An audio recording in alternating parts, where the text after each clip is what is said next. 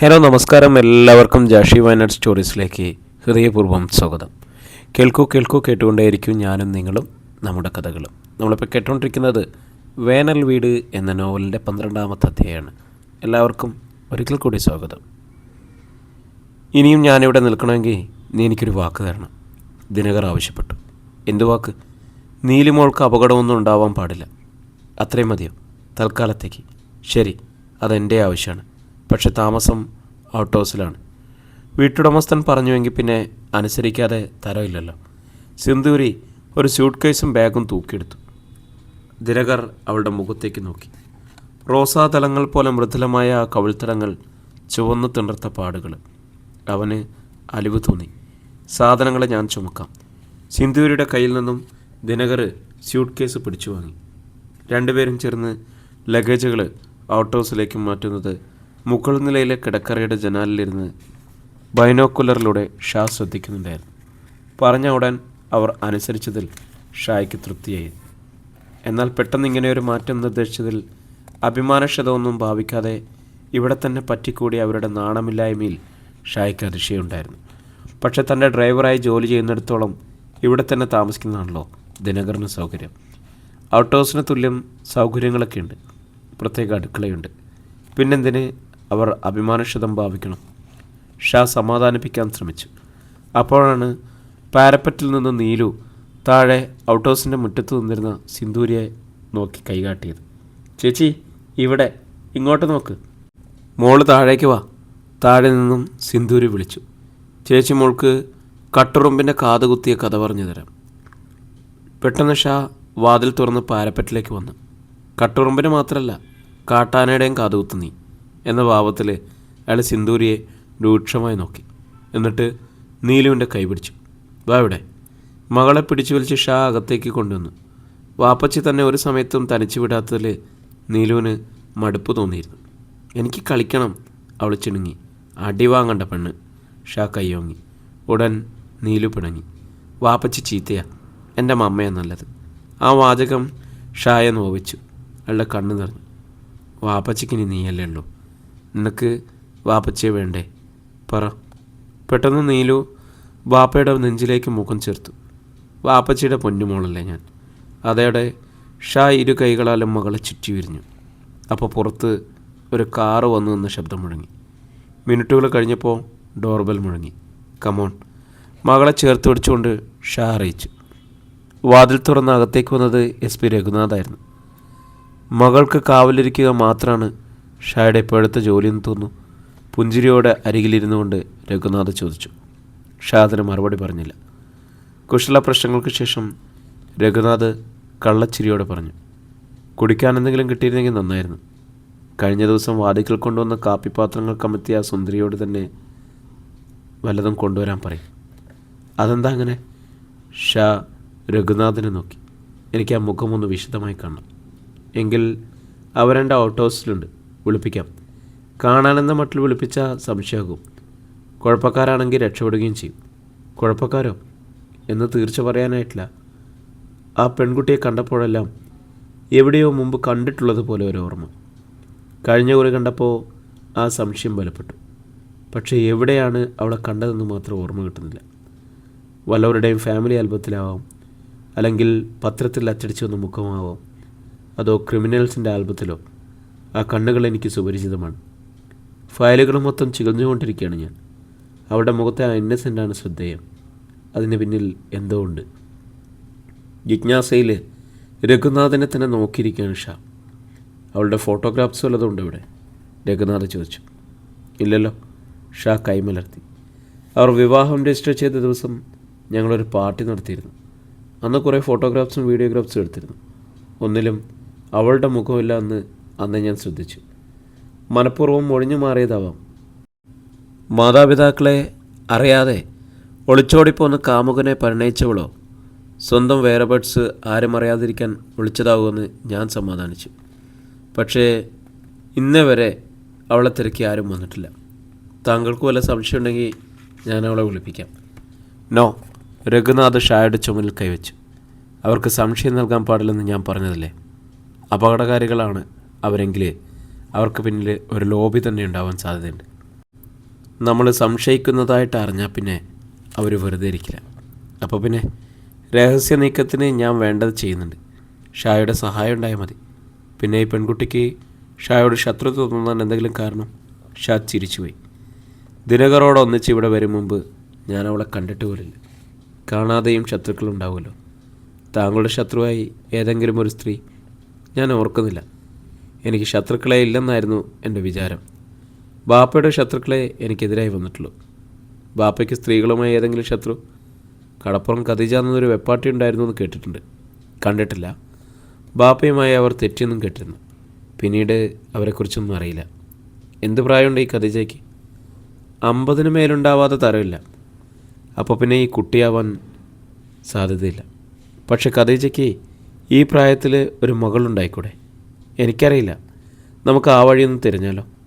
അങ്ങനെയെങ്കിൽ അവൾ എൻ്റെ അനുജത്തിയാവില്ലേ? രക്തത്തിനെതിരെ അതിനാണല്ലോ സാധ്യത കൂടുതൽ. രഘുനാഥ് ചിരിച്ചു. എനിക്കിപ്പോൾ ഈ ടോപ്പിക്ക് വല്ലാതെ ഇൻട്രസ്റ്റിംഗ് ആയിരിക്കുന്നു. അയാൾ എഴുന്നേറ്റു. വിത്തിൻ വീക്സ് ഞാൻ ഈ കേസിനൊരു തുമ്പുണ്ടാക്കും. SP രഘുനാഥ് തിടുക്കത്തിൽ പുറത്തേക്ക് നടന്നു. സ്റ്റെയർ കേസ് വരെ ഷാ മകളോ അനുഗമിച്ചു. SP പോയി കഴിഞ്ഞതും ഷായുടെ നോട്ടം ഔട്ട് ഹൗസിലേക്ക് തിരിഞ്ഞു. ആ പെണ്ണ് തൻ്റെ അനിയത്തിയാവുക, അങ്ങനെ ഒരു ശങ്ക ഷായ്ക്ക് മുമ്പുണ്ടായതേ ഇല്ല. സുന്ദരിയൊന്നും കാണാൻ അയാൾക്ക് മോഹമായി. പെട്ടെന്ന് ഫോൺ ശബ്ദിച്ചു. ഷാ നടന്നു എന്ന് റിസീവർ എടുത്തു. ഹലോ സിറ്റി ഹോസ്പിറ്റലിൽ നിന്ന് മേരിയാണ്. ജൂഡിയുടെ ബന്ധുവായ മേരി. എന്നെ മനസ്സിലായോ? മനസ്സിലായി, ഷാ പറഞ്ഞു. എങ്കിലേ ആ റീനയെ ഒന്ന് വിളിക്കൂ. റീനയോ? ഷായുടെ പുരകം ചുളിഞ്ഞു. ആ, നിങ്ങളുടെ ഡ്രൈവറുടെ ഭാര്യ റീനയില്ലേ?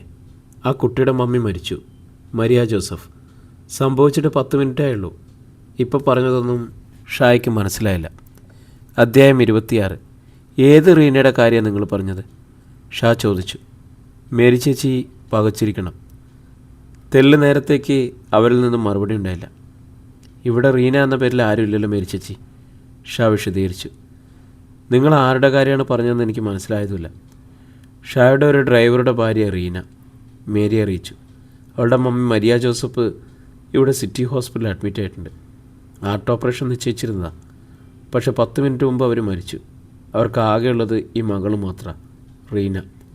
ആ കൊച്ച് നിങ്ങളുടെ ഡ്രൈവറുടെ രജിസ്റ്റർ വിവാഹം കഴിച്ച് അവിടെ താമസം. മോള് രഹസ്യ കല്യാണം നടത്തിയ കാര്യം തള്ളക്കറിയില്ല. അതുകൊണ്ടോ മറ്റോ ആയിരിക്കണം അവളവിടെ കള്ളപ്പേര് പറഞ്ഞിരിക്കുന്നത്. സിന്ദൂരിന്നോ സുന്ദരിന്നോ അങ്ങനെ എന്തോ ആണ്. ഡ്രൈവറുടെ ഭാര്യ എന്ന് പറഞ്ഞപ്പോഴേ ഷായ്ക്ക് ആളെക്കുറിച്ച് സംശയം തോന്നിയിരുന്നു. പക്ഷേ സിന്ദൂരിയെ കണ്ടാൽ ഒരു ഹിന്ദു ബ്രാഹ്മൺ പെൺകുട്ടിയാണെന്ന് ആരും വിചാരിക്കും. എങ്കിലും എന്തോ കള്ളത്തരം കാണിക്കുന്നതിൻ്റെ പകപ്പും പരിഭ്രമവും തുടക്കത്തിലെ അവളിൽ കണ്ടിരുന്നു. ഒരുപക്ഷെ അതിൻ്റെ കാരണം ഇതായിരിക്കുമോ? മരിക്കാൻ കിടക്കുന്ന അമ്മയുടെ മുന്നിൽ എന്തിനവൾ സ്വന്തം വിവാഹക്കാര്യം വിളിക്കണം? മകൾ വിവാഹിതയായത് കണ്ടിട്ട് കണ്ണടയ്ക്കാനല്ലേ ഏത് അമ്മയ്ക്കും ആഗ്രഹിക്കുള്ളൂ. ദിനകർ ഒരു ഡ്രൈവറായതാണോ പ്രശ്നം? അങ്ങനെയെങ്കിൽ അവൾ എന്തിന് സിന്ദൂരി എന്ന ഹിന്ദു പേര് സ്വീകരിക്കണം? ദിനകരെ സന്തോഷിപ്പിക്കാനാവുമോ? സിന്ദൂരി റീനയാണെങ്കിൽ സത്യം ദിനകറും തന്നിൽ നിന്ന് വിളിച്ചല്ലോ. ഷായ്ക്ക് അതിൽ ദിനകറോട് മനസ്സുകൊണ്ട് പരിഭവം തോന്നി. അവനെയും ഈ പെണ്ണിനെയും സ്വന്തം സഹോദരങ്ങളുടെ സ്ഥാനത്താണ് താൻ സ്വീകരിച്ചത്. ജൂഡിക്കറിയാം ആ പെണ്ണിനെ. മേരി തുടരുകയാണ്. പേര് മാറ്റിപ്പറഞ്ഞ് കളിപ്പിച്ചതിൽ ജൂഡിക്ക് അവളോട് ദേഷ്യമുണ്ടായിരുന്നു. ഷായും കൂടി അറിഞ്ഞുകൊണ്ടാണോ അവളെ അവിടെ താമസിപ്പിച്ചിരിക്കുന്നതെന്നായിരുന്നു സംശയം. പാവം ജൂഡി. അവളൊരു മണ്ടിയ. എൻ്റെ സ്വന്തമായതുകൊണ്ട് പറയുക. നേരെ വാ നേരെ പോവേ എന്ന് അവൾക്കറിയും. ഷായെ അവൾക്ക് ജീവനാണ്. ഭർത്താവിൻ്റെ സ്നേഹം ഒരല്പം കുറയണത് അവൾക്ക് സഹിക്കില്ല. ഷായിൽ നിന്നും മറുപടിയൊന്നും ഉണ്ടാകാതിരുന്നപ്പോൾ മേരി സംസാരം ചുരുക്കി. ആ പെങ്കൊച്ചിനോടൊന്ന് പറഞ്ഞേക്കണേ. എത്രയൊക്കെ ആയാലും പെറ്റ തള്ളയല്ലേ. അത് വന്ന ശേഷമേ ശവം എന്ത് ചെയ്യണമെന്ന് തീരുമാനിക്കാൻ പറ്റും. പറയാം. ഷാ റിസീവർ വെച്ചു. സിന്ദൂരിയെ മുറിയിലേക്ക് വിളിപ്പിച്ചു. ഭയന്നാണ് അവൾ വാതിക്കലെത്തിയത്. റീനയിങ് വാ, അകത്ത് കയറി വാ, ഷാ കൽപ്പിച്ചു. സിന്ദൂരിയിൽ നടുക്കമുണ്ടായി. മുഖം താണു. എങ്കിലും വിറച്ച് അവൾ മുന്നോട്ട് വന്നു. ആരായി മരിയ ജോസഫ്? ഷാ ചോദിച്ചു. സിന്ദൂരി മെല്ലെ മുഖമുയർത്തി. അവൾ ധൈര്യം സംഭരിച്ചു. എൻ്റെ മമ്മി. സിന്ദൂരിയുടെ മമ്മിയാണോ കക്ഷി? അതെ. അവൾക്ക് കൂസലില്ല. സിന്ദൂരിയും റീനയും 2 വ്യക്തികളാണോ അതോ ഒരാൾ തന്നെയോ? എനിക്കറിയില്ല. ഒരേങ്ങലിൽ അവൾ മുഖം കുനിച്ചു നിന്നു. എന്തിനാ ഇങ്ങനെ ഒരു കള്ളപ്പേര് പറഞ്ഞത്? മുഖം കുനിച്ചു നിന്നല്ലാതെ അവൾ ശബ്ദിച്ചില്ല. ഏതായാലും എനിക്കിനി പേര് മാറ്റി വിളിക്കാൻ ബുദ്ധിമുട്ടുണ്ട്. അതുകൊണ്ട് സിന്ദൂരിയോട് തന്നെയാണ് ഞാൻ സംസാരിക്കുന്നത്. റീനയുടെ മമ്മി മരിയ ജോസഫ് 10 മിനിറ്റ് മുമ്പ് മരിച്ചു. സിറ്റി ഹോസ്പിറ്റലിൽ നിന്ന് മേരി ചേച്ചിയാണ് വിളിച്ചറിയിച്ചത്. സിന്ദൂരി കിതപ്പോടെ മുഖമുയർത്തി. എൻ്റെ മമ്മി. അവൾ കരയാൻ തുടങ്ങി. എൻ്റെ മമ്മി. തിരിഞ്ഞോടാനൊരുങ്ങി അവളോട് ഷാ പറഞ്ഞു, നിൽക്ക്, ഞാനും വരുന്നുണ്ട്. എന്നെ കബളിപ്പിക്കാൻ നോക്കുകയാണെങ്കിലും ഇപ്പോൾ എനിക്ക് നിന്നോടൊരു കടമയുണ്ട്. സിന്ദൂരി തിരിഞ്ഞു നിന്ന് ചെന്ന് ദിനകരനോട് കാറടക്കിയിടാൻ പറ. ഞാനും മോളും ഇതാ വരുന്നു. അതോടെ സിന്ദൂരി പുറത്തേക്കോടി. പെട്ടെന്ന് തന്നെ ഷായും റെഡിയായി. ഡെഡ് ബോഡി ഏറ്റുവാങ്ങാൻ പോകുമ്പോൾ കുട്ടിയെയും ഒപ്പം കൂട്ടുന്നതിൽ ഷായ്ക്ക് ബുദ്ധിമുട്ടുണ്ടായിരുന്നു. പക്ഷെ അവളെ ആരെയും ഏൽപ്പിച്ചു പോകാൻ വിശ്വാസമില്ല. ഒരു നിമിഷം പിരിയാനും വയ്യ.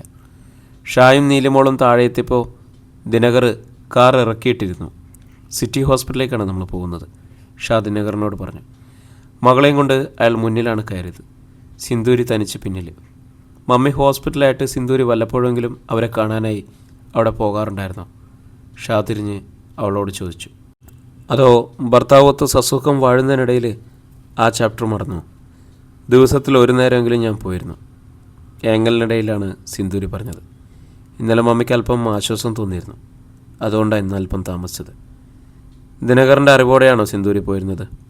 ഷാ ദിനകരൻ്റെ നേരെ തിരിഞ്ഞു. സിന്ദൂരിയുടെ മമ്മി ഹോസ്പിറ്റലായ കാര്യമൊന്നും ഞാൻ അറിഞ്ഞതേയില്ല. ദിനകറിൽ വീർപ്പുമുട്ടില്ല. അയാൾ മറുപടി പറഞ്ഞില്ല. എൻ്റെ അടുത്ത് എന്തൊക്കെയോ ഒളിച്ചു കളിക്കുന്നുണ്ട്. കുറച്ച് നാളേ ആയിട്ടുള്ളൂ എനിക്ക് സംശയങ്ങൾ തുടങ്ങിയിട്ട്. ഞാൻ നിങ്ങളെ കണ്ണടച്ച് വിശ്വസിച്ചു. നിങ്ങളെന്നെ കണ്ണ് കെട്ടിക്കൊണ്ട് വഞ്ചിച്ചു. സിന്ദൂരിയിൽ ഞെട്ടലുണ്ടായി. അവളുടെ കരച്ചിൽ നിരച്ചു. വിശ്വസിച്ചാലേ ചതിക്കാൻ പറ്റും. സ്നേഹിക്കുന്നവനെ വെടിയേക്കാൻ പറ്റും. ദിനകർ ശബ്ദിച്ചില്ല. പക്ഷെ അവൻ്റെ കണ്ണുകൾ നനഞ്ഞു. തൂവാലെടുത്ത് കണ്ണുകൾ തുടച്ചിട്ട് ഡ്രൈവിങ്ങിൽ ശ്രദ്ധിച്ചവൻ. ഹോസ്പിറ്റലിലെത്തുന്നവരെ ഷാ പിന്നീട് സംസാരിച്ചില്ല. ഹോസ്പിറ്റലിൻ്റെ പോർച്ചിൽ കാർ ചെന്ന് നിന്നതും വാതിൽ തുറന്ന് സിന്ദൂരി അകത്തേക്കോടി. വാർഡിൽ നിന്നും മൃതദേഹം മാറ്റിയിരുന്നില്ല. സിന്ദൂരി ചെന്ന് മമ്മിയുടെ ദേഹത്തേക്ക് വീണു. ഉറക്കെ കരഞ്ഞു. മമ്മി, എൻ്റെ പുന്നാര മമ്മി, ഇന്ന് വരുമ്പോൾ സിസ്റ്റേഴ്സ് അറിയാതെ ഒരു കഷ്ണം കോഴിക്കോടൻ ഹൽവ കൊണ്ടുതരണമെന്ന് എന്നോട് പറഞ്ഞിരുന്നതാണല്ലോ. എന്നിട്ട് ഇത്രയും പെട്ടെന്ന്. സിസ്റ്റേഴ്സും അടുത്ത മുറികളുടെ രോഗികളുടെ ബന്ധുക്കളായ സ്ത്രീകളും സിന്ദൂരിയെ സമാധാനിപ്പിക്കാൻ നോക്കി. പക്ഷേ അവൾ അടങ്ങിയില്ല. നീലിമോളോടും ദിനകരനോടുമൊപ്പം ഷായും മുറിയിലെത്തി. സിന്ദൂരിയെക്കുറിച്ചും മരിച്ചുപോയ അഡ്വക്കേറ്റ് ഹേമേന്ദ്രനും SP രഘുനാഥും പറഞ്ഞ കാര്യങ്ങൾ ഷാ ഓർത്തു. സൂക്ഷിക്കേണ്ട ഒരു വ്യക്തിയാണ് ഈ സിന്ദൂരിയെങ്കിൽ. മരിച്ചു കിടക്കുന്ന അവസ്ഥയിലെങ്കിലും അവളുടെ മമ്മിയെ ഒന്ന് കണ്ടിരിക്കുന്നത് നല്ലതാണ്. സിന്ദൂരിക്ക് തന്നോട് എന്തെങ്കിലും പകയുണ്ടെങ്കിൽ അവളുടെ മമ്മിക്കും അതുമായി ബന്ധമുണ്ടായിക്കൂടുന്നില്ല. സിന്ദൂരി തൻ്റെ സഹോദരിയാണോ എന്നതാണ് മറ്റൊരു സംശയം. അങ്ങനെയെങ്കിൽ അവളുടെ മമ്മി ആരാണെന്നറിഞ്ഞിരിക്കേണ്ടത് അത്യാവശ്യം. മൃതദേഹമെങ്കിലും കാണാൻ കിട്ടിയത് ഭാഗ്യമായി ഷാ കരുതി. തനിക്കൊരു സഹോദരി ഉണ്ടാവാനുള്ള വഴിയെക്കുറിച്ച് ഷാ ചിന്തിച്ചു നോക്കി. എളാപ്പമാരുടെയും എളാമ്മമാരുടെയും മാമന്മാരുടെയും വഴികളൊന്നും അങ്ങനെ ഒരു പെൺകുട്ടിയിലെത്തുന്നില്ല. പിന്നെയുള്ളത് കടപ്പുറം ഖദീജയാണ്. ഖദീജയ്ക്ക് ഒരു മകളുണ്ടെന്ന് എന്നറിയില്ല. ഒരു കെട്ടുകഥയിലെ നായികയായിട്ടേ ആ സ്ത്രീയെ അറിയൂ. ബാപ്പയ്ക്ക് ഒരു വെപ്പാട്ടി ഉണ്ടായിരുന്നത്രേ. ഉമ്മച്ചി കേൾക്കാതെ പെണ്ണുങ്ങൾ പറയുന്നത് കേട്ടിട്ടുണ്ട്. ഓർഡർ വല്ലാത്ത പഹച്ചിയാണെന്ന് ബാപ്പയുടെ അന്നത്തെ ഡ്രൈവർ അയമൂട്ടിക്കായും പറഞ്ഞു കേട്ടിട്ടുണ്ട്. ആ പറഞ്ഞവരാരും ഇന്ന് ഭൂമിയിലില്ല. അതുകൊണ്ട് ഖദീജയെ സംബന്ധിച്ച വിവരങ്ങൾ അറിയുക ദുഷ്കരം. മരിയ ജോസഫൈൻ എന്നാണ് ആ സ്ത്രീയുടെ പേരെന്ന് പറയുന്നു. അത് ശരിയാവണമെന്നില്ല. മരിയ ജോസഫ് എന്നത് ഖദീജയുടെ കള്ളപ്പേരാവാം. കള്ളപ്പേര് സ്വീകരിക്കുന്ന കാര്യത്തിൽ മകളും സമൃദ്ധിയാണല്ലോ. മരിച്ചു കിടക്കുന്ന സ്ത്രീയുടെ മുഖമോ രൂപമോ മുമ്പ് ഒരിക്കലും കണ്ടതായിട്ട് ഷായ്ക്ക് തോന്നിയില്ല. ഈ സ്ത്രീയുടെ ഫോട്ടോഗ്രാഫ് പോലും കണ്ടിരിക്കാൻ വഴിയില്ല. എന്നാലും സങ്കല്പത്തിലെ ഖദീജയെപ്പോലെ തന്നെ സുന്ദരിയായൊരു മധ്യവയസ്കയാണ് ഇവരും. ഷാ പോയി മരിയ ജോസഫിനെ ചികിത്സിച്ചിരുന്ന ഡോക്ടറെ കണ്ടു. ഹോസ്പിറ്റൽ രജിസ്റ്റർ പരിശോധിച്ചു. കോഴിക്കോട്ടുള്ള ഒരു മേൽവിലാസമാണ് രജിസ്റ്ററിൽ കൊടുത്തിരിക്കുന്നത്. അത് ഷായിൽ ജിജ്ഞാസയുണർത്തി. ഖദീജയും കോഴിക്കോട്ടുകാരിയാണെന്നാണ് കേട്ടിരുന്നത്. ഏതായാലും ആ മൃതദേഹത്തിൻ്റെ കുറച്ച് ചിത്രങ്ങൾ എടുക്കണമെന്ന് ഷാ തീരുമാനിച്ചു. അപ്പോൾ തന്നെ ഫോട്ടോഗ്രാഫറെ വരുത്തി. റീന എന്ന സിന്ദൂരിക്ക് വേണ്ടി മൃതദേഹം ഏറ്റുവാങ്ങിയതും ഷായായിരുന്നു. അപ്പോഴാണ് വലിയൊരു പ്രശ്നം പൊന്തി വന്നത്. ഈ സ്ത്രീയുടെ മരണാന്തര കർമ്മങ്ങൾ എങ്ങനെ നിർവഹിക്കണം? അവർ മരിയ ജോസഫ് തന്നെയാണെങ്കിൽ ബന്ധപ്പെട്ട ഏതെങ്കിലും പള്ളി സെമിത്തേരിയിൽ വേണം ഈ ദേഹം അടക്കാൻ. അവർ ഖദീജയാണെങ്കിൽ തൻ്റെ ശത്രുവായിരുന്നാൽ പോലും ഇസ്ലാം മത ആചാരപ്രകാരം വേണം മൃതദേഹം സംസ്കരിക്കുവാൻ. അവർ ആരാണെന്ന് തീരുമാനിക്കേണ്ടത് മകളായ സിന്ദൂരിയാണ്. പെറ്റമ്മയുടെ മരണാന്തര കർമ്മങ്ങളോടെയെങ്കിലും അവൾ നീതി പുലർത്തേണ്ടതാണ്. മൃതദേഹം ആംബുലൻസിൽ കയറ്റിയ ശേഷം ഷാ സിന്ദൂരിയെ അരികിൽ വിളിച്ചു. നിന്റെ മമ്മി ക്രിസ്ത്യനോ മുസ്ലിമോ ഹിന്ദുവോ? ഷാ ചോദിച്ചു. അവർ ഏത് മതത്തിൽപ്പെട്ടായവരായാലും ആ മതാചാര പ്രകാരമുള്ള ശവസംസ്കാരം നടത്താൻ ഏർപ്പാടാക്കാം. ഇക്കാര്യത്തിലെങ്കിലും നീ സത്യം പറയണം. നുണ പറഞ്ഞാൽ എന്നെയല്ല നീ ചതിക്കുന്നത്. നീ നിൻ്റെ പെറ്റമ്മയാണ്. ഇക്ക എന്താണ് എന്നോട് ഇങ്ങനെയൊക്കെ ചോദിക്കുന്നത്? സിന്ദൂരി ഏങ്ങലടിച്ച് കരഞ്ഞു. ഞങ്ങൾ ക്രിസ്ത്യൻസാണ്. ക്രിസ്ത്യൻസിൽ തന്നെ പല വിഭാഗങ്ങളുണ്ടല്ലോ. ഷാ സിന്ദൂരിയെ നോക്കി. കാത്തലിക്സ്, യാക്കോബൈറ്റ്സ് എന്നൊക്കെ. ഇതിലേത് വിഭാഗത്തിൽപ്പെടും നിങ്ങൾ? സിന്ദൂരി പതറി. ഉത്തരം മുട്ടിയെന്നോണം മുഖം താണു. പറയൂ, ഷാ നിർബന്ധിച്ചു. സിന്ദൂരി മുഖമുയർത്തിയില്ല. ഇങ്ങനെയൊരു വിഷമം പിടിച്ച ചോദ്യം അവൾ പ്രതീക്ഷിച്ചില്ലെന്ന് തോന്നുന്നു. പറയൂ കുട്ടി. ഷായ്ക്ക് ശുണ്ടി വന്നു. എന്നിട്ട് വേണം ഡെഡ് ബോഡി എവിടെ കൊണ്ടുപോകണമെന്ന് തീരുമാനിക്കാൻ. എനിക്കറിയില്ല, സിന്ദൂരി പൊട്ടിക്കറിഞ്ഞു. അറിയില്ലേ? ഷായ്ക്ക് അത്ഭുതമായി. താൻ വിചാരിച്ചതുപോലെ ഇവൾ ക്രിസ്ത്യാനിയല്ലെന്ന് ആയിരിക്കാം എന്ന് ഷായ്ക്ക് തോന്നി. ഇപ്പോൾ നീ പറഞ്ഞത് കള്ളം. ഷായുടെ മുഖം കനത്തു. പെട്ടെന്നാണ് സിന്ദൂരി മുഖമുയർത്തിയത്. അവൾ പറഞ്ഞു, മമ്മിയോ ഞാനോ പള്ളിയിൽ പോകുമായിരുന്നില്ല. മതപരമായ യാതൊന്നും ഞങ്ങളുടെ ജീവിതത്തിലുണ്ടായിരുന്നില്ല. കള്ളം. ഞാനിത് വിശ്വസിക്കില്ല. ഷാ പറഞ്ഞു. കള്ളല്ലേക്ക. പപ്പ ഗുജറാത്തിയായിരുന്നു. ഒരു നേഴ്സായിരുന്നു. മമ്മി ബോംബെയിൽ വെച്ചാണ് വിവാഹിതയായത്. ആ വിവാഹത്തോടെ മമ്മി സ്വന്തം വീടുമായിട്ടുള്ള ബന്ധം വിടർത്തിയിരുന്നു. എവിടുത്തുകാരിയാണ് മമ്മി? കാഞ്ഞിരപ്പള്ളി. അവിടെ ആരൊക്കെയുണ്ട്? അറിയില്ല. ആ മറുപടിയും ഷാ വിശ്വസിച്ചില്ല. എങ്കിലും തർക്കിക്കാൻ പോയില്ല. ആകട്ടെ, ഹോസ്പിറ്റൽ രജിസ്റ്ററിൽ എങ്ങനെയാ കോഴിക്കോട്ട് മേൽവിലാസം വന്നത്? ഒട്ടും ആലോചിക്കാതെയാണ് സിന്ദൂരി മറുപടി നൽകിയത്. കോഴിക്കോട്ടുള്ള വീടിൻ്റെ മേൽവിലാസം അത്. കൊറിയർ സർവീസ് നടത്തിയിരുന്നു മമ്മി. 6 മാസം മുമ്പ് അസുഖം കൂടുതലായി. അത് വേറൊരാൾക്ക് കൈമാറി. വീടും വിറ്റു. എന്തായിരുന്നു കൊറിയർ സർവീസിൻ്റെ പേര്? Earlier the better. ശരി, ഷാ തലയാട്ടി. അപ്പോൾ കുട്ടിയുടെ മമ്മിയെ പൊതുശ്മശാനത്തിൽ സംസ്കരിക്കാൻ ഏർപ്പാടാക്കട്ടെ. മതി, സിന്ദൂരി സമ്മതിച്ചു. അപ്പോൾ തന്നെ ഷാ SP രഘുനാഥിനെ ഫോണിൽ വിളിച്ച് വിവരങ്ങൾ അറിയിച്ചു.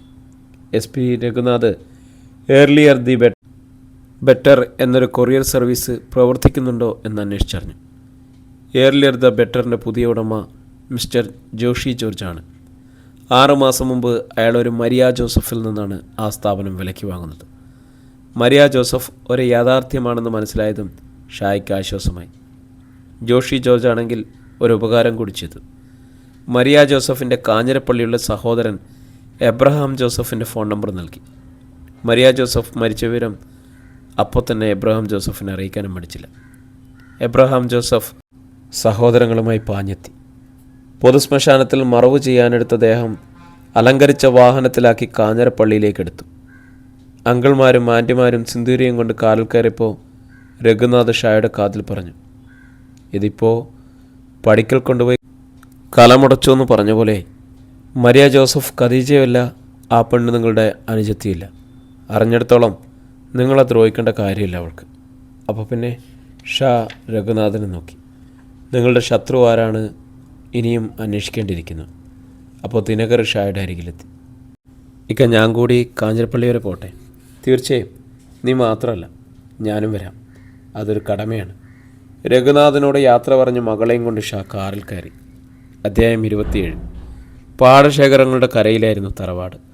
കൊയ്തൊഴിഞ്ഞ പാടം. ടാർ നിരത്തിൽ നിന്നും പാടത്തെ മുറിച്ചുകൊണ്ട് തറവാട്ടിലേക്ക് റോഡ്. ഓടിട്ട പഴയ പുരയാണെങ്കിലും എല്ലാ ആധുനിക സൗകര്യങ്ങളുമുള്ള മുറികളും സിമൻ്റിട്ട വിശാലമായ മുറ്റവും ഫലവൃക്ഷങ്ങളാൽ സമൃദ്ധമായ വളപ്പും കുടുംബസ്ഥിതി വ്യക്തമാക്കുന്നതായിരുന്നു. ശവം നേരെ കൊണ്ടുപോയത് തറവാട്ടിലേക്കാണ്.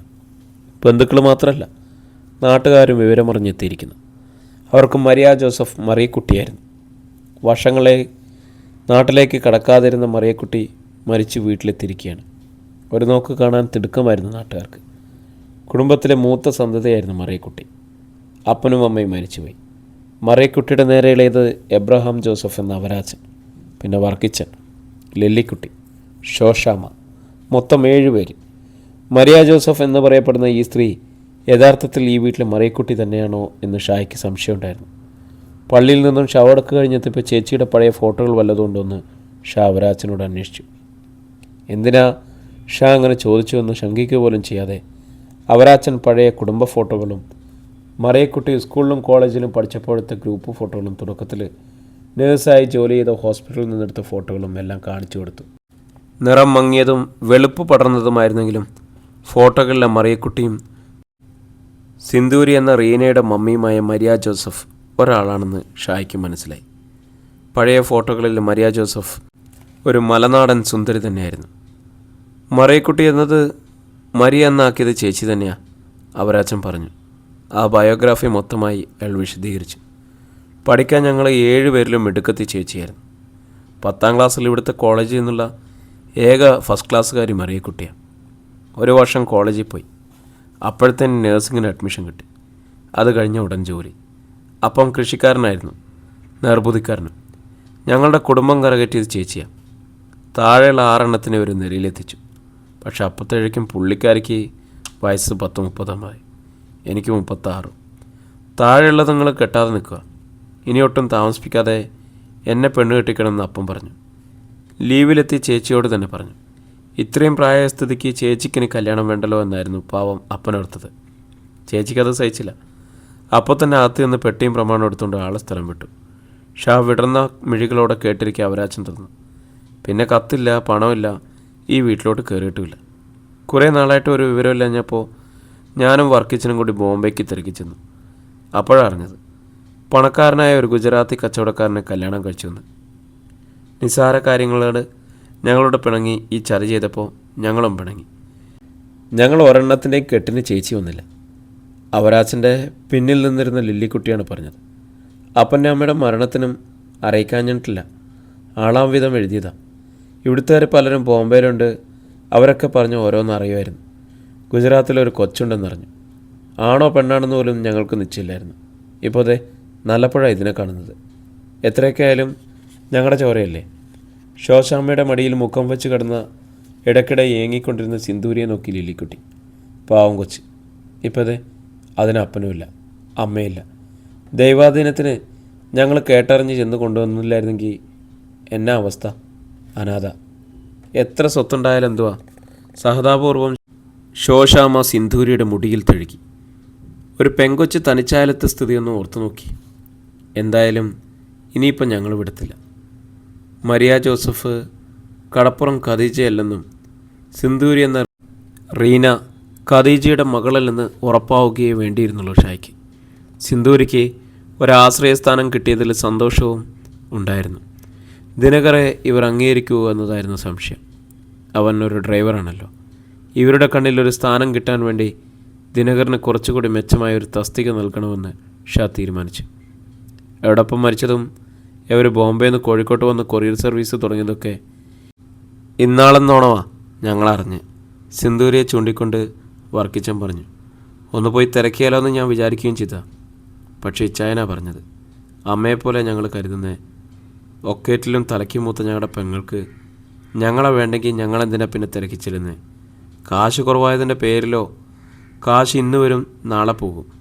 ചേച്ചിക്ക് കോടികളുടെ സ്വത്തുണ്ടെങ്കിൽ ഞങ്ങൾക്കെന്തുവാ? അപ്പോൾ അതിനെ പിന്താങ്ങും പോലെ ലില്ലിക്കുട്ടി ഷായോട് പറഞ്ഞു. ചേച്ചിയുടെ സ്വത്തൊന്നും ഞങ്ങൾക്ക് വേണ്ട. അതുകൊണ്ടിട്ടൊന്നല്ല ഞങ്ങൾ ഈ കൊച്ചിനോട് സ്നേഹം കാണിക്കുന്നത്. ഞങ്ങളുടെ രക്തമായത്. ഇതിനെ ഉപേക്ഷിക്കാൻ ഞങ്ങൾക്ക് പറ്റൂല. അല്ലെങ്കിലും ഞങ്ങളിൽ ഒന്നേലും ഉള്ള കാലം എവളെ അനാഥാവൂല. അവരാച്ചൻ തിരക്കി. വർക്കിച്ചൻ ലില്ലിക്കുട്ടിയുടെയും അവറാച്ചൻ്റെയൊക്കെ വർത്തമാനം കേട്ടപ്പോൾ അവർ ഓടിപ്പിടഞ്ഞെത്തി.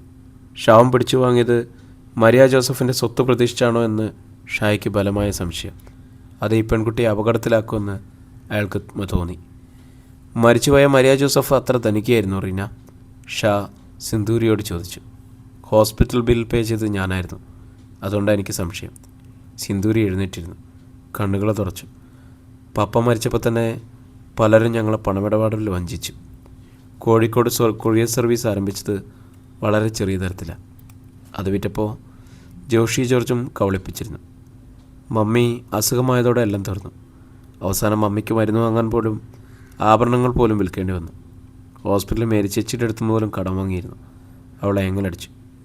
അവറാച്ചനും സഹോദരങ്ങളും ഞെട്ടലോടെ പരസ്പരം നോക്കി. അപ്പോൾ താങ്കളുമായുള്ള ഇവരുടെ ബന്ധം എന്താ? മരിയ ജോസഫിൻ്റെ ഏറ്റവും ഇളയ സഹോദരൻ ജോണിച്ചൻ ഷായോട് തിരക്കി. ഇനി അവരുടെ അടുത്ത് പൊങ്ങച്ചം ഭാവിക്കേണ്ട കാര്യമില്ലെന്ന് ഷായ്ക്ക് തോന്നി. അമ്മാച്ചന്മാരുടെയും കുഞ്ഞമ്മമാരുടെയും മുഖങ്ങൾ അത്രയ്ക്ക് മാറിയിരുന്നു. എൻ്റെ ഡ്രൈവറാണ് ഈ കുട്ടിയെ വിവാഹം കഴിച്ചിരിക്കുന്നത്, ഷാ പറഞ്ഞു. അവർ പരസ്പരം അറിഞ്ഞ് രജിസ്റ്റർ വിവാഹം ചെയ്തതാണ്. ആഹാ! ഒരു നിമിഷം വായ പൊളിച്ചുപടിയിരുന്നിട്ട് അവരാച്ചൻ എഴുന്നേറ്റ് മുറ്റത്തേക്ക് കാർക്കിച്ച് തുപ്പി. അമ്മ മതിൽ ചാടിയ മോള് കോട്ട ചാടുമെന്ന പ്രമാണം. മൂക്കിൽ വിരൽ ചേർത്ത് പിടിച്ച ശോശാമ്മ നിശ്ചലായിരുന്നു. വെറുപ്പിൽ മുഖം വെട്ടിത്തിരിച്ചിട്ട് ലില്ലിക്കുട്ടി അകത്തേക്ക് കയറിപ്പോയി. അവരെ ഒന്നുകൂടി പ്രകോപിപ്പിക്കണമെന്ന് ഷായ്ക്ക് തോന്നി. ബന്ധുക്കളുടെ കപട സ്നേഹം ധാരാളം കണ്ടവനാണ് അയാൾ. മരിയ ജോസഫിന് ഈ വീട്ടിൽ ഷെയറൊന്നുമില്ലേ? അയാൾ തിരക്കി. ഒലക്കയുടെ മൂടുണ്ട്, വർക്കിച്ചൻ പറഞ്ഞു. Share ചിലവാക്കിയല്ലേ nursing പഠിപ്പിച്ചേ? നേരാവണ്ണം അത് അന്തസ്സായിട്ട് ജീവിക്കാമായിരുന്നു. നിങ്ങളിന്ന് പോരും വഴി കണ്ട ആ 3 നില ബംഗ്ലാവിൻ്റെ ചുറ്റുമുള്ള 100 ഏക്കർ റബ്ബറും കുവൈറ്റിൽ പോയൊരു നേഴ്സ് പെണ്ണിൻ്റെയാണ്. അത് കണ്ടമാനം നടന്നേച്ച് ചത്തുകെട്ട് പോയപ്പോൾ ഷെയർ. അതോടെ സിന്ദൂരിക്ക് തിരിച്ചു പോരാൻ തടസ്സങ്ങളൊന്നുമില്ലാതെ കാറിൽ മടങ്ങുമ്പോൾ ഷാ സിന്ദൂരിയോട് ചോദിച്ചു, ബന്ധുക്കളെ വിട്ടുപോരേണ്ടി വന്നതിൽ റീനയ്ക്ക് വിഷമമുണ്ടോ? ഇല്ല എന്ന വിഷാദത്തിൽ അവൾ മുഖം ചലിപ്പിച്ചു. എന്നിട്ട് അപേക്ഷ പോലെ ഷായോട് പറഞ്ഞു, ഇക്കാനെ സിന്ദൂരി എന്ന് വിളിച്ചാൽ മതി. ഷാ ചിരിച്ചു. സിന്ദൂരിയെക്കുറിച്ചുള്ള ഷായുടെ ധാരണകൾ തലകീഴായി മറിഞ്ഞിരുന്നു. എങ്ങനെയൊക്കെയാണ് താൻ ഈ പെൺകുട്ടിയെ സംശയിച്ചത്? തൻ്റെ ശത്രു, ഖദീജയുടെ മകൾ, തൻ്റെ കുറ്റവാളിയാക്കാനായി കൊലപാതകങ്ങൾ ആസൂത്രണം ചെയ്യുന്ന ഒരു ഭീകര സംഘത്തിലെ സഹായി, അങ്ങനെ എന്തെല്ലാം. ഹേമേന്ദ്രനാണ് ആദ്യം അവളെക്കുറിച്ച് സംശയമുണ്ടായത്, പിന്നെ SP രഘുനാഥന്. അവർ മണ്ടന്മാരാണെന്നല്ല, പക്ഷേ പെൺകുട്ടിയെ സംശയിച്ചത് അബദ്ധമായി പോയിന്ന് മാത്രം. അന്വേഷണത്തിനിടയിൽ വക്കീലും പോലീസും ഒക്കെ ധാരാളം നിരപരാധികളെ സംശയിക്കാറുണ്ടല്ലോ. സംശയിക്കുക മാത്രമല്ല, ചിലപ്പോൾ കോടതിയിൽ എത്തിക്കുകയും ശിക്ഷിക്കുകയും ചെയ്യാറുണ്ട്. സിന്ദൂരിയുടെ സാഹചര്യവും അതായിരുന്നു. വേരുകൾ മുറിഞ്ഞു പോയൊരു ജീവിതം. അപ്പൂപ്പൻ താടി പോലെ പറന്ന് അവിടെയും ഇവിടെയൊക്കെ എത്തിച്ചേർന്നു. സഹതാപം മാത്രം അർഹിക്കുന്ന ഒരു പെൺകുട്ടി. അവളെപ്പോലെ തന്നെ സഹതാപാർഹമാണ് അവളുടെ മമ്മിയും. വീട് വിട്ടുപോകുന്ന മറിയക്കുട്ടിയെ കുറ്റപ്പെടുത്താൻ ഷായ്ക്ക് തോന്നിയില്ല. തന്നെ മറന്ന് കുടുംബത്തിനും കൂടപ്പുറപ്പുകൾക്കും വേണ്ടി ജീവിച്ചവൾ ഒടുവിൽ തൻ്റെ ചുമലിലേക്ക് കുടുംബഭാരം എടുത്തു വച്ചപ്പോൾ, സ്വന്തം പിതാവിൽ നിന്ന് തന്നെ നന്ദിഹീനമായ വാക്കുണ്ടായപ്പോൾ അവൾക്ക് സഹിച്ചില്ല. മറിയക്കുട്ടിക്ക് വയസ്സ് കടന്നുപോയത് ആദ്യം അറിയേണ്ടിയിരുന്നത് ആ അപ്പനായിരുന്നു. ആ അപ്പൻ മരിച്ചിട്ടും കുടുംബത്തിലേക്ക് തിരിച്ചു ചെല്ലാതിരുന്ന ആ മകളെ ഷാ പാപിയായിട്ട് കരുതുന്നതേയില്ല. അപ്പനാവുന്നത് സ്വന്തം കടമകൾ നിർവഹിക്കുമ്പോഴാണ്. ഷാ സ്വന്തം വാപ്പച്ചിയെ ഓർത്തു. മടക്കയാത്രയിൽ സിന്ദൂരിയുടെ മടിയിൽ തലവെച്ച് കിടന്നാണ് നീലിമോൾ ഉറങ്ങിയത്. ഷാ തടഞ്ഞില്ല, അസുഖം ഭാവിച്ചുമില്ല. സിന്ദൂരി എന്തുകൊണ്ടാ ദിനകറുമായിട്ടുള്ള ബന്ധം മമ്മി അറിയിക്കാതിരുന്നത്? അവനൊരു ഡ്രൈവറായതുകൊണ്ടാണോ? മുഖം കുനിച്ചിരുന്ന സിന്ദൂരി മറുപടി പറഞ്ഞില്ല. ഷാ ചിരിച്ചു. സാരല്ല, ഞാൻ വെറുതെ ചോദിച്ചെന്നേ ഉള്ളൂ. ഈ ബന്ധം അറിഞ്ഞിരുന്നെങ്കിൽ മമ്മിക്ക് സമാധാനമായിട്ട് മരിക്കാൻ കഴിയുമായിരുന്നില്ലേ? മകൾക്കൊരു തുണയുണ്ടല്ലോ എന്ന ആശ്വാസത്തിൽ. പെട്ടെന്ന് സ്വയം അറിയാതെ എന്നോണം സിന്ദൂരി ഒന്ന് നീങ്ങിപ്പോയി. ചുണ്ട് കടിച്ചമർത്തിയാണ് അവളത് നിയന്ത്രിച്ചത്. ദിനകർ തിരിഞ്ഞ അത്ഭുതത്തിൽ സിന്ദൂരിയെ നോക്കി. അവൾ അഭിനയിക്കുകയാണെന്ന് അവന് തോന്നിയില്ല. ഇരു കണ്ണുകളും നിറഞ്ഞൊഴുകിയിരുന്നു. സാരല്ല കുട്ടി, ഷാ അവളുടെ ചുമലിൽ തട്ടി. ഞാനൊന്നും ചോദിച്ചില്ല, ഒന്നും പറഞ്ഞില്ല. Please cool down. സമ്മർ ഹൗസിൻ്റെ പോർച്ചിലെത്തി കാറ് നിന്നപ്പോൾ വാതിൽ തുറന്നിറങ്ങി മകളുടെ കൈപിടിച്ച് ഷാ അകത്തേക്ക് നടന്നു. ഷാ മറഞ്ഞതും ദിനകർ അത്ഭുതത്താൽ നിർനിമേഷം സിന്ദൂരിയുടെ മുഖത്തേക്ക് നോക്കി. എന്തൊക്കെയാണ് ഞാൻ ഈ കണ്ടത്? നാടകമോ ജീവിതമോ? സിന്ദൂരിയിലൊരു വീർപ്പുമുട്ടലുണ്ടായി. കുനിഞ്ഞ മുഖത്തോടെ അവൾ നിശബ്ദം നിന്നു. പറയൂ, ദിനകർ ആവശ്യപ്പെട്ടു. ഇതൊക്കെ കണ്ണടച്ച് വിശ്വസിക്കും. പക്ഷെ നിനക്ക് വേണ്ടിയാണ് ഞാനിവിടെ വന്നത്. നിൻ്റെ മറയായിട്ട് എൻ്റെ മുന്നിൽ അവന്നേക്കരുത്. എന്താ ഇതൊക്കെ? ഇനിയെങ്കിലും ഈ നാടകം അവസാനിപ്പിച്ചൂടെ? ജീവിതത്തിൽ തനിച്ചായില്ലേ? ഇനി ആർക്ക് വേണ്ടിയാ? എന്തിനു വേണ്ടിയാ? സിന്ദൂരി മുഖമുയർത്തി. അവൾ കരയുകയായിരുന്നു. ഇന്നോ ഇന്നലെയോ അല്ലല്ലോ ദീനു ഞാൻ തനിച്ചായത്. എന്നേ ഞാൻ തനിച്ചാണ്. എന്നേ അവൾ വിങ്ങിപ്പൊട്ടി. എനിക്ക് ആരുമില്ല. ആ വാചകം ദിനകരെ സ്പർശിച്ചു. അവനറിയാതെ ഉള്ളിൽ വെണ്ണയൊരുക്കി. മെല്ലെ കൈയുയർത്തി അവൻ ആ ചുമലിൽ വെച്ചു. എനിക്കൊന്നും മനസ്സിലാകുന്നില്ല. ഒരിക്കലും മനസ്സിലാകും ഞാനിവിടുന്ന് പോകും മുമ്പ്. എവിടേക്കാണ് നീ പോവുക? ദിനകരൻ്റെ സ്വരം ഇടറി. ക്ഷമിക്കൂ ദീനു, അല്പം കൂടി. ദിനകർ ആ താടി പിടിച്ചു വരുത്തി. കണ്ണിൽ കുതിർന്നത് മുഖം. സ്വന്തം ചുണ്ടുകൾ കൊണ്ട് ദിനകർ ആ ഈറിനൊപ്പി. ഇങ്ങനെ തീരട്ടെ ദീനു എൻ്റെ ജന്മം. സിന്ദൂരായി അവനെ കെട്ടിപ്പിടിച്ചു. ഉച്ചത്തിൽ ഏങ്ങലടിച്ചു. മുകളിൽ ജനാലയുടെ ചില്ലുവാതിൽ അടയ്ക്കാനെത്തിയ ഷാ പുണർന്നു നിൽക്കുന്ന ആ നിഴലുകൾ കണ്ടു. തിടുക്കത്തിൽ അയാൾ വാതിലടച്ച് കുറ്റിയിട്ടു, വിരി വലിച്ചിട്ടു. പിറ്റേന്ന് രാവിലെ ഷാ മകളെയും കൊണ്ട് ഹോസ്പിറ്റലിൽ പോകാനായി പുറത്തേക്ക് വന്നതാണ്. അതാ ഗേറ്റ് കടന്നൊരു കാറ് വരുന്നു. പോർച്ചിൽ നിന്ന് കാറിൽ നിന്ന് മാത്യുമാൻ്റെ മകൾ റൂത്ത് ഇറങ്ങി.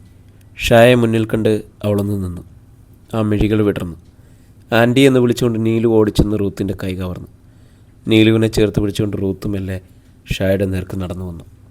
ഷാ വിസ്മയാധീനായി നിന്നിടത്ത് തന്നെ നിന്നതേയുള്ളൂ. റൂത്ത് ഷായുടെ തൊട്ടരികിലെത്തി നിന്നു. ആ മുഖം താണു. ഇക്ക, അവൾ മെല്ലെ വിളിച്ചു. ഷായ്ക്കൊന്നും മനസ്സിലായില്ല. ഇക്കയോട് മാപ്പ് പറയാനാണ് ഞാൻ വന്നത്, റൂത്ത് പറഞ്ഞു. എന്തിന്? ഷാ ചോദിച്ചു. എൻ്റെ ഡാഡിയുടെ ഘാതകനായി ഇക്കായെ സംശയിച്ചതിന്.